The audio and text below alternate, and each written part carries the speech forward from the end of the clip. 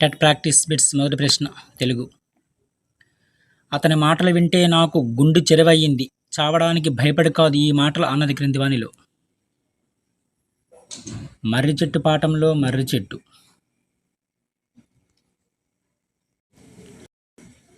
తర్వాత ప్రశ్న కంధరము అనే పదానికి నానార్థాలు ఏమిటి క్రింది వానిలో? కంధరము అనే పదానికి నానార్థాలు. గుహ అంకుశం. గుహ అంకుశం. తర్వాత ప్రశ్న ప్రబలమై ఉండినవారు. ప్రబలమై ఉండువారు అని వ్యుత్పత్తినిచ్చే పదం క్రింది వానిలో. పులిందులు. సరైన సమాధానం పులిందులు.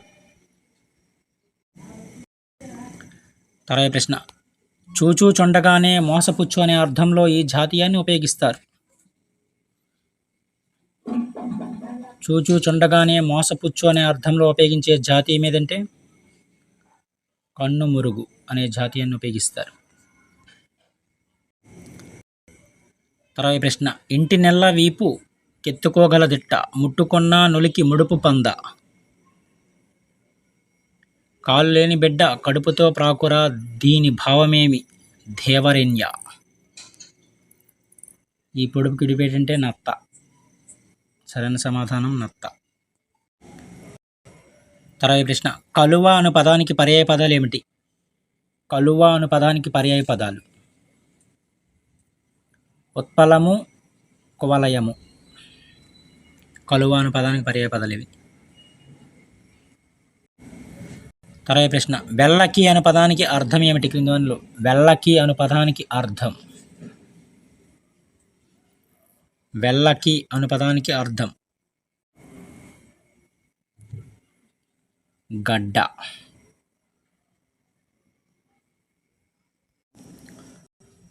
తర్వాత ప్రశ్న గురజాడ రచనలకు సంబంధించి సరికాని దాన్ని గుర్తించండి క్రింది వానిలో. గురజాడ అప్పారావు గారి యొక్క రచనలకు సంబంధించి దిద్దుబాటు నవలను ఇచ్చేది రాంగ్ ఆన్సర్. మిగిలినవి కూడా సరైనవే. కన్యాశుల్కం అనేది నాటకము, మెటిల్డా అనేది కథ, అదేవిధంగా పూర్ణం అనేది గేయం. దిద్దుబాటు అనేది దేనికి సంబంధించిందో కామెంట్లో తెలియజేయండి ఫ్రెండ్స్. తర్వాత ప్రశ్న ప్రియమైన నాన్నకు పాఠంలో తాతగారు రాసిన ఉత్తరం చదువు అని వీరితో అన్నారు. భాస్వరతో అన్నారు.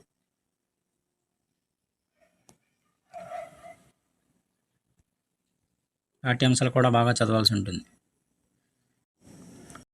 తర్వాత ప్రశ్న ఆత్మకథ ప్రక్రియకు సంబంధించిన సరైన వాక్యాన్ని గుర్తించండి క్రింది వానిలో.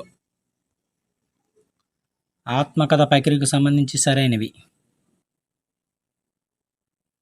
తనకు తాను రాసుకునేది, అదేవిధంగా ఉత్తమ పురుష కథనంలో ఉంటుంది ఆత్మకథ.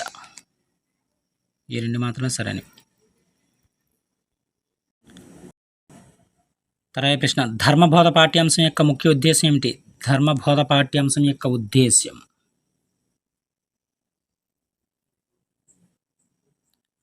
గృహస్థ ధర్మాన్ని చాటడము, అదేవిధంగా సత్యం యొక్క గొప్పతనాన్ని చెప్పడం. ధర్మబోధ పాఠ్యాంశం యొక్క ఉద్దేశం అండి. తర్వాత ప్రశ్న కన్యాశుల్కం నాటకంలో బుచ్చమ్మ. కన్యాశుల్కం నాటకంలో బుచ్చమ్మ వెంకమ్మ అగ్నిహోత్రావధానుల పెద్ద కూతురు అనమాట. వెంకమ్మ అగ్నిహోత్రావధానుల పెద్ద కూతురు బుచ్చమ్మ కన్యాశుల్కం నాటకంలో. తర్వాత ప్రశ్న ఈ క్రింది వాటిలో సరైన వాక్యాలను గుర్తించండి. పై రెండు కూడా సరైనవే. అన్యపద అర్థ ప్రధానమైంది బహువ్రీహి సమాసము, అదేవిధంగా కంటేకాలుడు బహువ్రీహి సమాసం. ఇది కూడా కరెక్టే. తర్వాత ప్రశ్న ఈ క్రింది వాటిని జతపరచండి.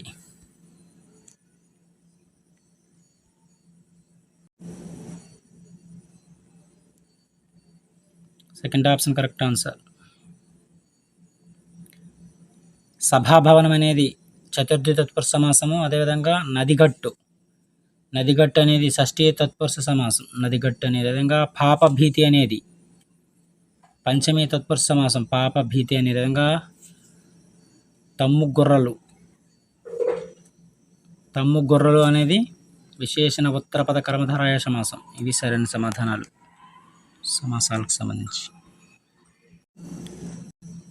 తరాయి ప్రశ్న. సంధి లేని చోట స్వరంభు కంటే పరంభమైన స్వరంభునకు ఎడాగమంబగు సూత్రం.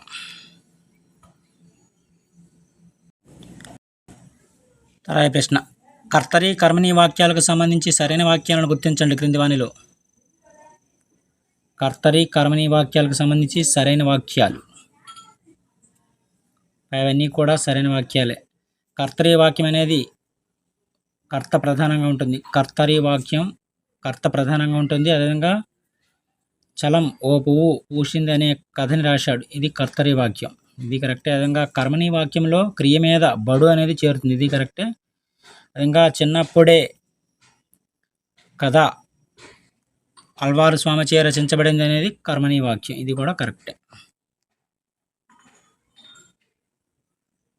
అవన్నీ కూడా సరైన సమాధానాలే కర్తరి కర్మణి వాక్యాలకు సంబంధించి. తరాయి ప్రశ్న. ఈ క్రింది వానిలో ఉపమాలంకారం గల వాక్యాన్ని గుర్తించండి. ఉపమాలంకారం. అలంకారాలు ఇంపార్టెంట్. సాగర్ లేడి పిల్లలా పరిగెత్తుతున్నాడు. ఇది ఉపమాలంకారం.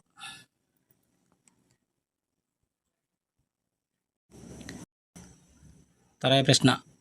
తారాసస్యము పండినన్ గగన క్యాధారంబునం చంద్రిక. ఈ పద్యపాదం ఆధారంగా సరైనవి క్రింది వానిలో.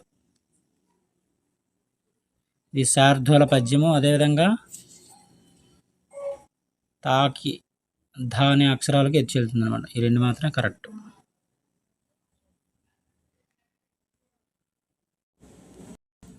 తరాయి ప్రశ్న. చిన్నప్పటి నుండి తనకు బాటనీ అభిమాన విషయమని అన్నాడు రచయిత. ఈ పరోక్ష కథనానికి సరైన ప్రత్యక్ష కథనం.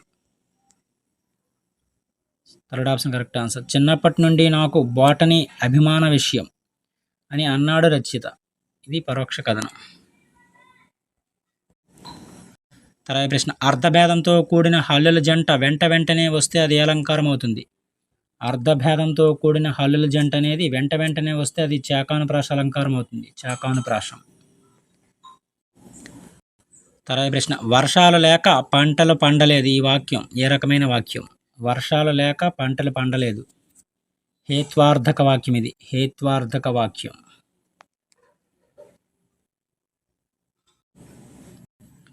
తరాయి ప్రశ్న. అర్థములు నిత్యములు గావు, యవ్వనము జురీవేగ తుల్యము. ఈ వాక్యానికి సరిపోయే ఆధునిక వచనం.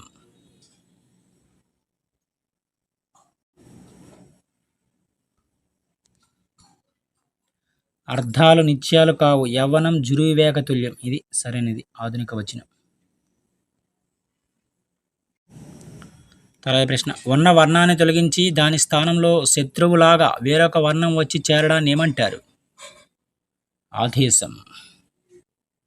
ఇవి తెలుగుకి సంబంధించిన కొన్ని ముఖ్యమైన ప్రాక్టీస్ బిట్స్. మరిన్ని ప్రాక్టీస్ బిట్స్ కోసం మన ఛానల్ సబ్స్క్రైబ్ చేసుకుని ఫ్రెండ్స్. Thank you.